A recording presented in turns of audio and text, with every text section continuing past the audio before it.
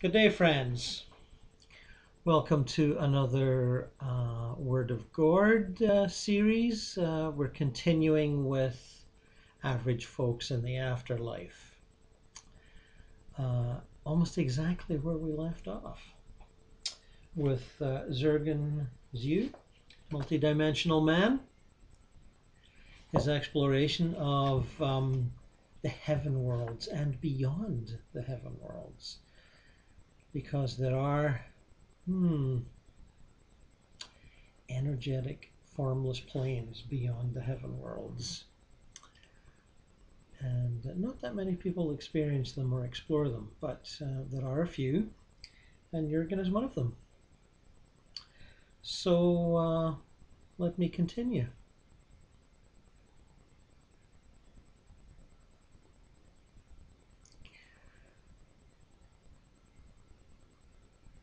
The voice whispered to me. Let us continue from there. But my attention had already wandered towards one of those hovering portals. The temptation to explore one of these vistas was overwhelming. The mere thought was enough to overpower me, and I entered one of the irresistible tunnels, which was huge and bright and lined with impressive columns on either side, and above and below. Peering through the columns as I travelled along, I saw the scenery spread out infinitely, and I could have taken any of those side-opening pathways and entered a new heaven of staggering diversity and wonder. People here could spend eternity exploring these fantastic heavenly universes, experiencing their never-ending joys and freedoms, not getting tired or bored for a single moment. I found myself accelerating through the vaulted tunnels. Occasionally I drifted past hosts of heavenly creatures like schools of fish, rejoicing in song. On all sides new realms opened up like galaxies. I glanced into openings into other worlds, each one as vast as the one I travelled through, promising unimaginable pleasures. I was lured from all sides by fine soprano voices, which combined with all the other joyous songs, creating a complete symphony. It was surely here, I mused, that our great earthly composers received their inspiration. But I sailed straight on past all these temptations, which could not satisfy my hope that there were something more profound than this. Suddenly there was a pull from another direction. It was myself. I realized that I had been seduced by a dream, a mere wish, which was only a thought, a possibility, and that reality was far more than this. I was back in the temple. The voice spoke to me again, softly, gently, as if not to disturb my contemplation. You are right, this world is a grand illusion, put in your path to trick you, to keep you fascinated and imprisoned as a limited being. Yet to many people on earth, what you've just seen is the dream of all dreams come true, the heaven of all heavens. And indeed, compared to life on the dense earth, this is truly paradise, where people spend millennia exploring the vast scope and vistas of heaven and its joys. The voice now sounded more human and very close by. I was being guided by a very old friend who faded in and out of my vision. One moment it was a brilliant orb of light, and the next a beautiful face materialized, sculpted by a serene sense of humor, boundless compassion and love. Then it faded again, revealing itself as a presence, extending and merging with the surrounding world. The stillness and peace that followed was an indication that something was going to happen. Then I noticed that the silence was not silence at all, but was a sound I had had no facility to hear before. A deep boom gave me to understand immediately that all I had seen so far was child's play, that it was time to wake up out of my dream and embrace reality.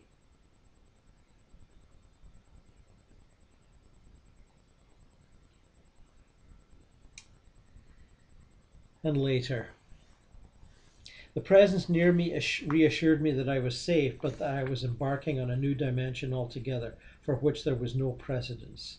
The sound I heard was like the Om. I had used it in the past while out of my body, and now realized why it had always had such a powerful effect. But this was far, far more. It was the sound itself making the sound, which was itself. What happened next was to challenge my human comprehension to its limits. This was in unknown territory. I relied on the presence, which was not human, yet like an old friend, a mother and father combined, to guide me. It was an incredibly intimate experience, and I was aware of it in my soul. I felt trust absolute and unconditional, so much so that I offered myself in total surrender to the presence. The world around me faded, the sound transmuted into the breaking surf of ocean waves. It was born. I stood on the shores of a vast and glorious ocean. Real ocean waves made of atoms and light. This ocean was just pure light in essence, as was the sandy beach, and the waves came rolling in towards me as gigantic mountains of crashing light, overwhelming me completely. But to put it like this is to do it a tremendous injustice, because words cannot describe the transformation which took place inside me as these energies burst into creation and into life, submerging and dissolving me in the process.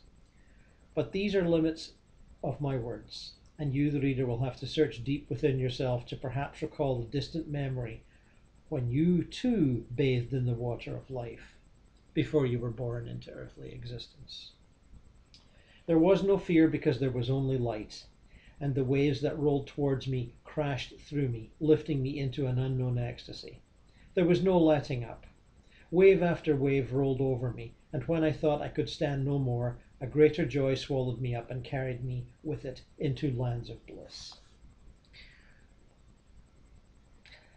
But as I said, this was not a place for words. Words belong to a far lower level of consciousness than even thought, and I had left thoughts long behind in a universe which appeared now like dense darkness of ignorance in comparison to this. Thoughts are simply of a nature too gross, I realized, too coarse to touch the fabric of the matter tearing and hammering at my soul. There were universes upon universes, each one created by a crashing wave, and each one ripped away and destroyed by the next. There was no repetition of universes. Everything was new at every moment. I then realized that everything that had happened was a process of purification of cosmic proportions. When the tide ebbed away, there was an immense peace. Nothing stirred, nothing interrupted it. Until now, I had always been aware of my life of potentiality. This was potential realized to perfection. But there was far, far more. All stress, all need and want had gone. Everything I had strived for had found fulfillment. Whatever I wanted lay there before me in its absolute essence, in total stillness and emptiness combined. But again, of course, the word emptiness is wrong. I had ceased to be. This was unformed and unmanifested thrill. And now I had been bathed in something which could be understood as the cradle or essence of love. But this was far beyond that. It was a superdimension of choiceless love, which was as clear as crystal. All remotely human feelings had been stripped from it and replenished with utter purity. It was pure intelligence, pure consciousness. It was reality in essence. I knew everything because I was everything. No instrument of knowledge was needed because all instrumentality was my own creation. No creation was necessary. I am what I am. I am. I am all. Each one of us can make these statements. We as a species are at the heart of creation in essence. Being is at the heart of reality throughout all dimensions and is contained in every moment. It is here in its essence to be recalled at a moment's notice, no matter where we are, because it is the very blood in our veins. Here, stripped of all that I called myself, I was at the heart of nature at its most powerful, most quintessential. I was omniscient, omnipresent, and infinite. The instant a question was raised, my universal mind had it answered on a level unheard of, guided by a universal wisdom, purpose, and plan. When scientists finally probe into the last remaining mystery of the universe, this is what they will find, and nothing will translate it into mathematics, formulas, or concepts. All this is vanity. What is life? A thin membrane stretched over a river of ecstasy. Once pierced, your life will never be quite the same. I dared to raise a question. What is to become of me, the creator? Just when I thought there could be no answer to my question, I heard new sounds rising from the stillness, like flutes opening a white infinite space before me with shapes and possibilities undefined. An invitation to manifest within realms unknown, with adventures still unrealized and untold. This is reality and truth. Man's evolution truly begins here, in pure clarity, free of all illusion. The future's path of man's destiny starts here now, to enter dimensions yet incomprehensible and inaccessible, because man still carries the burden of his animal evolution and instincts to survive in a limited world. A few have stormed ahead to scout the way to fathom what lies beyond. I knew I was only at the outer edges of creation, and that beyond waited dimensions too far beyond our human state of evolution. I could travel no further, because this was my true home. I was rocking gently to and fro to a celestial symphony, resting like a baby in its mother's arms, in total trust and surrender, listening to the heartbeat of creation, which rolled through me in waves of ecstasy. I felt I could take no more, and feared that if I stayed on I would surrender my very consciousness and lose myself in the infinite ocean of pure joy. I did not want this. I had worked for many years to attain Samadhi, and when it came I was unprepared. I had to return. I cannot say how long I was in this region. I felt sanctified. Everything about and around me was beautiful. I felt whole, and holiness was a word which had attained its true meaning for me now. When I came round, I was sitting in a bench in a large hall, still not in my physical body. My face rested in my hands. I was in a state of recovery adjustment. My body convulsed with the after effects of the experience. I tried to control them and get a grip of the thing I called myself, a curious entity thrown together with molecules and atoms, mined from eternity and infinity, and endowed with a unit of consciousness which could call itself me. Now it was dressed again in ideas, protecting itself for whatever reason from the light of truth. I am. But what was this I am, separated from its true reality? It was nothing but a thought, a dream, an illusion. I gradually became aware of my surroundings and noticed a man sitting on another bench not far from me. He looked vaguely familiar, but I could not place him. "Have you been through that door?" he asked, pointing at a magnificent entrance to some other room. "You could not have," he said then, beginning answering his own question. "I have been sitting and waiting for you here for years and years." "You are not that advanced to go through that door." I had little idea what he was talking about, but I guessed he meant the dimension I had just returned from, that heavenly realm he had been waiting to get into for so long. I looked at him. I had nothing to reply with, no words to say or think with. I still saw what I had seen behind my eyes, and my heart was struggling to adjust, still reeling in the aftermath of such bliss. There was nobody to convince, no tales to be told, no witness to bring forward. I knew that it was pointless to talk about it. I felt sorry for those who may have tried, who fell victim to being misunderstood, their listeners mistaking them for saints, turning them into prophets and holy men. I wanted nothing to do with this, and had no interest in convincing anybody. That which pulsated through my veins pulsated through everybody. Each one of us is, in that regard, a saint, sanctified. Each one of us is blessed by our great heritage. I took peace and comfort in the fact that I was like everyone else. When I looked at the man in front of me, I wanted to say, "Don't wait and don't try, you are already there." He looked at me. Then I noticed other people, a group crowding around me, but it wasn't me they were crowding around, it was a man by my side, who I recognized as a master and a friend. It was he who had been with me and had escorted me into the dimension I had just returned from. He turned towards me and said chirpily, "It's time to go. Say goodbye to the chappie with the great golden key." I burst out laughing because I realized he was referring to the mythological keeper of Heaven's Gate, St. Peter of the Christian faith. I was happy to be human again. Other people in the group were laughing and making flippant, disrespectful human comments. The great master made me appreciate how natural it was to enter into such a state. Well, beyond heaven.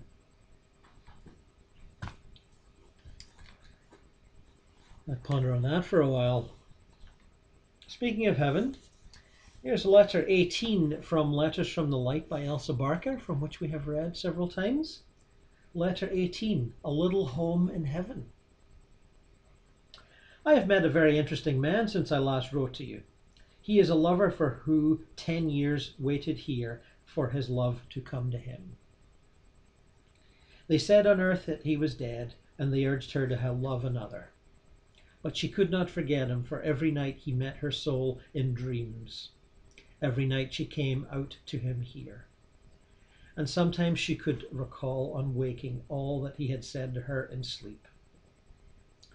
She had told him that she would not delay long in the sunshine world, but would come out to him in the self-lighted world. Only a little while ago she came.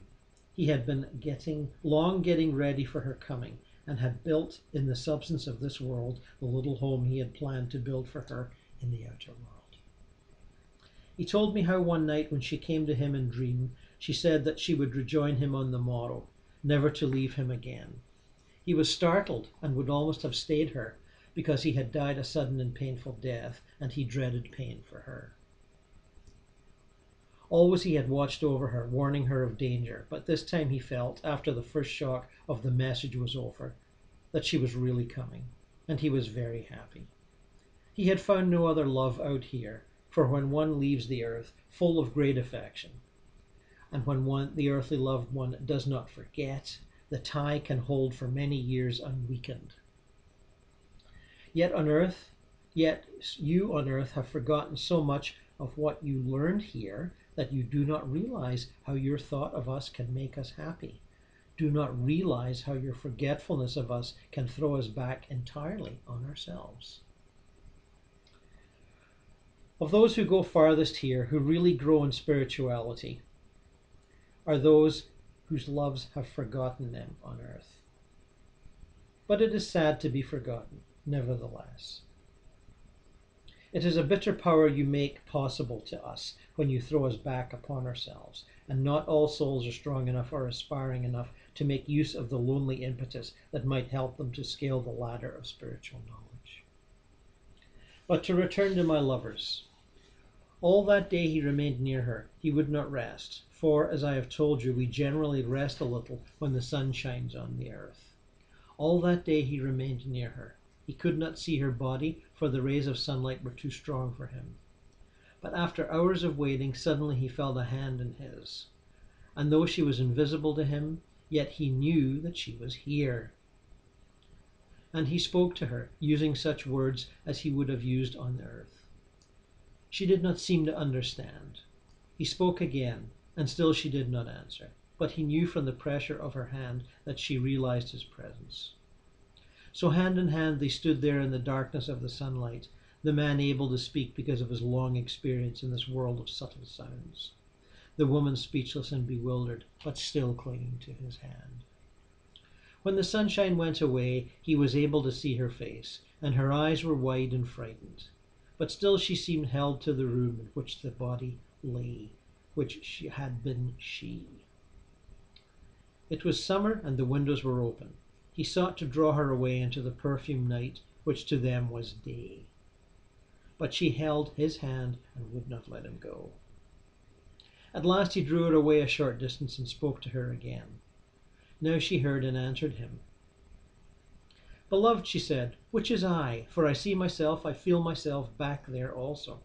I seem to be in two places. Which I is really I?" He confronted her with loving words. Comforting, loving words. He was still afraid to caress her, for the touch of souls is very keen, and he feared lest she should go back into the form which seemed to be so near them, and thus be lost to him again. But though she had often come to him in dreams, it had not been so vividly as this time, and he felt that she had really passed through the great change. She clung to his hand, yet seemed afraid to go out with him, out and away from it. He stayed there with her all that night and all the next day, and when the darkening sun came again, and again he could not see her. Once the well-meaning friends of his disturbed her body, doing those sacred offices which seem so necessary to the living, but which may sorely disturb the dead. He stayed with her the second night and all the second day. He could hear the sobs of her grieving parents, though they could not see either him or their daughter. But on the second night, the little dog of his love came into the room where it lay, the room in which the two souls still stood, and the little dog saw them and whined piteously. The man could hear it, and she could also hear it. And now she could hear him more plainly when he spoke to her. "Where will they take it?" she asked him.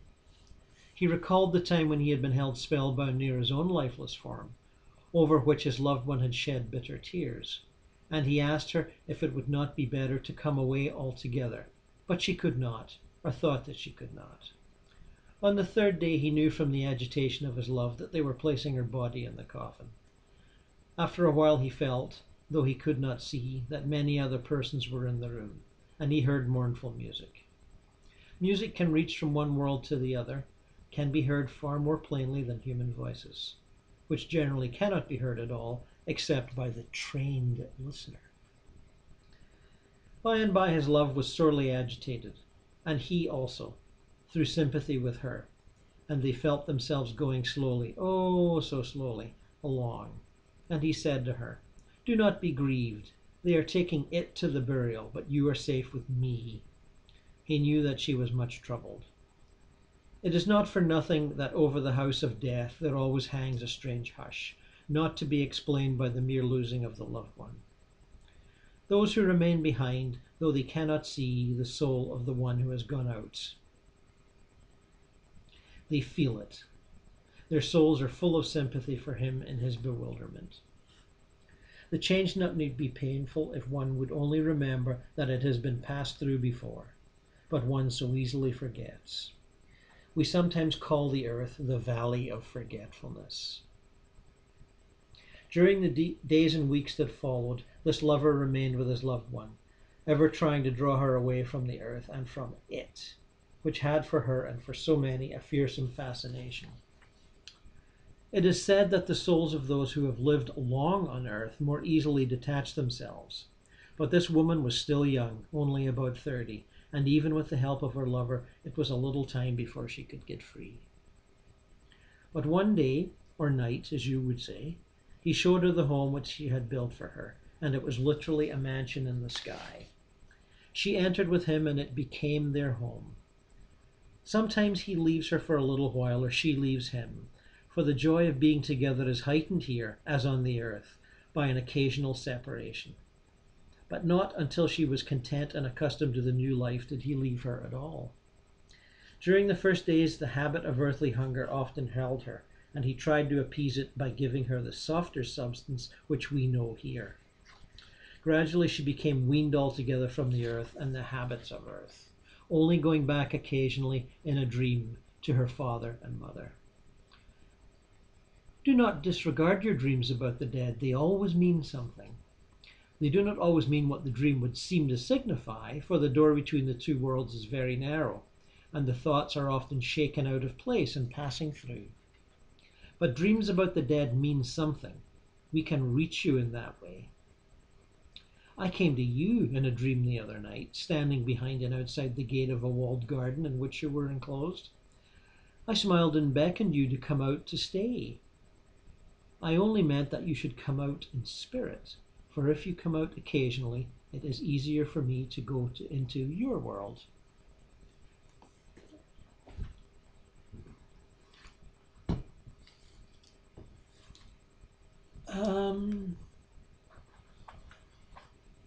That's a detailed account of someone passing in to the world of light and spirit.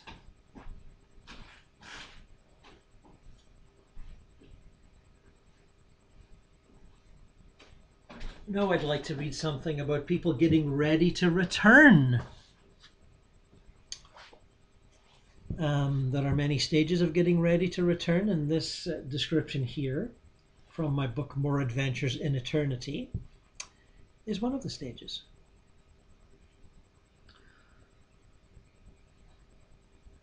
Although it is and always has been quite possible to return to the incarnation from the purgatories of and hells of the lower astral realms, given sufficient determination and cunning on the part of those who fervently desire such a placement, the route most useful to the evolving soul is that which takes her from the immediate post-mortem state, through the required residence in the astral, mental, and causal realms, and the seemingly final and heavenly reunion with the higher self in that godly void so full of life, where the bliss of non-being somehow begets the itch for more life. And down she goes through the planes, reacquiring the bodies activated by each level, until the society of the astral once again reasserts its grip, and the pleasures of its paradise stall the forward thrust of the ego. Which is just as well, as the shock of the physical takes some getting used to. And that's why the valley and the places like it were created, to give souls a place and a quietude to contemplate the upcoming struggle. The valley, a wooded vale complete with meandering river and meadows of wild flowers and dotted with cabins. Cabins where the incoming soul can stage its own retreat to contemplate their incarnational game plan, as it were. Pressures, challenges, strategies. It has all been planned and discussed with guides, friends, and advisors beforehand. But now, in the final run-up before merging with the fetus, souls stroll through their setup as they stroll beside the river. And some of them were willing to talk with that aspect of Gordon, who takes his nightly vacation from the sadness and stress of Earth, out here in the realms of light.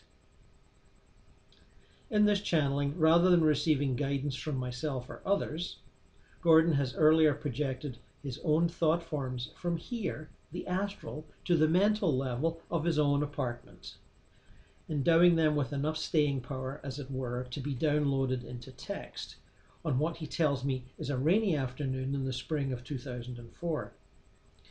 And so it is with the designation I that he continues.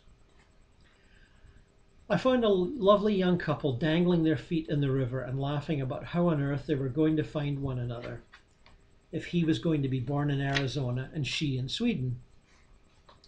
I informed them of my project and asked if they would like to share their stories.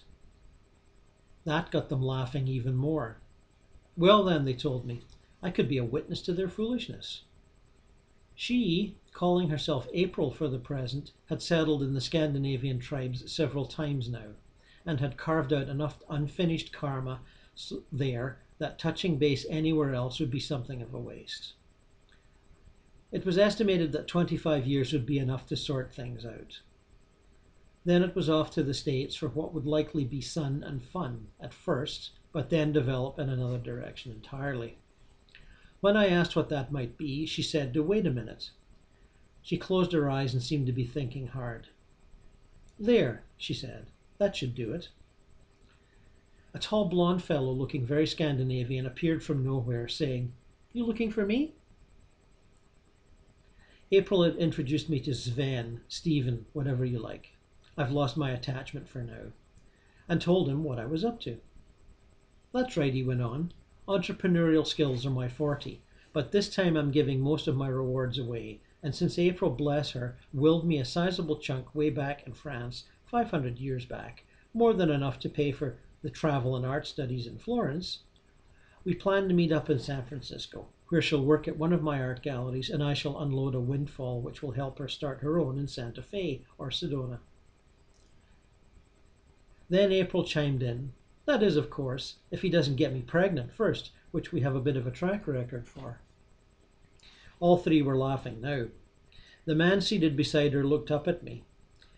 As you can guess, we've done the triangle thing a few times now, sometimes with disastrous results. I nodded, having been there myself the odd time. April added quickly, "Oh, I can't complain. I've done my share of careless insemination. Run off to sea once, leaving poor Phil here with child and not too many options." With this she placed an arm around his shoulder and hugged him towards her. Phil looked up at me again. Another time I condemned her as a fornicator and got her banned from the village. Of course, as the local priest, I'd been at her myself once or twice. The blond fellow added, "I was her younger brother then, too afeard of my father's wrath to express myself. I did sneak off to the woods with extra food from time to time. And then when the plague hit our village, I snuck off to my witchy sister's lair and survived." I smiled conspiratorially. I think I get the picture. Phil had always loved the desert, and as a couple, of what he called kinda ancient friends had already settled in southern Arizona and were keen to start a family he'd agreed to slot in as their son. A tiny fetus was, even at that moment, beginning its growth, and although he'd been reminded by guides just how to vaporize himself into it, he wasn't quite ready to take up residence as yet. April's fetus was yet to be conceived, she told me, but as her parents-to-be were happy with their 2 boys, their desire for a daughter would soon translate into action. I've been told I could go forward in time to intersect with the actual insemination if I wish, but I think I'll just wait. Forward in time, I queried. Well, that was a new one on me. That's nothing, Phil added. There's a soul several cabins away. I'll show you where if you like, who's going backwards in time about 500 years, just to see how much modern knowledge he can bring through. I said I'd be thrilled to meet him and hear his plans, and I wasn't kidding. This was just the sort of scoop I needed. I mean, how many Afterlife books have information on going backwards in time to be born? I asked Sven if he was currently visiting his fetus. No, he was holding off on that one. Hated that squished feeling, so claustrophobic. Preferred jumping in at the last minute. His companion Gaia, I might be interested to know, was waiting a few years on Earth until Phil and April here met up and got hitched. Then she was going to be their darling baby. They hadn't tried that combination in many a century, and the last time had been traumatic to say the least.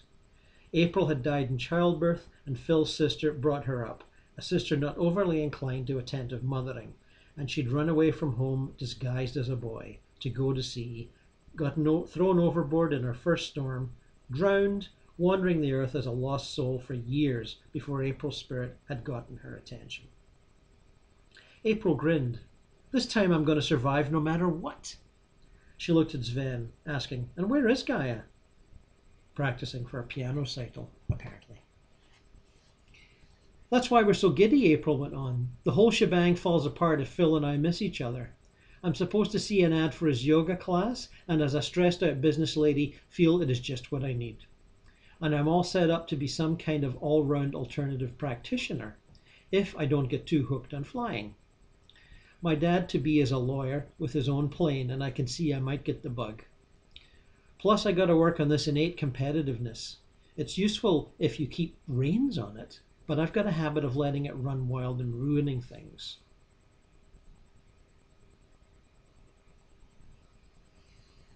Well, that's a little section there.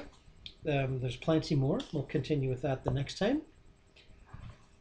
People preparing to be born.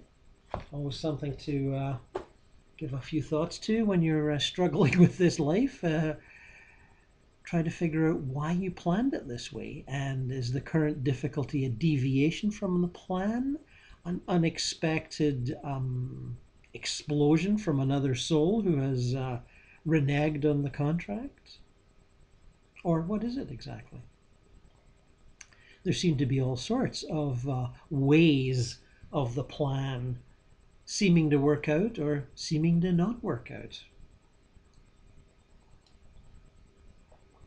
Either way, we all go on through eternity, playing this and that role and learning this and that lesson and packing it all away for later. And so,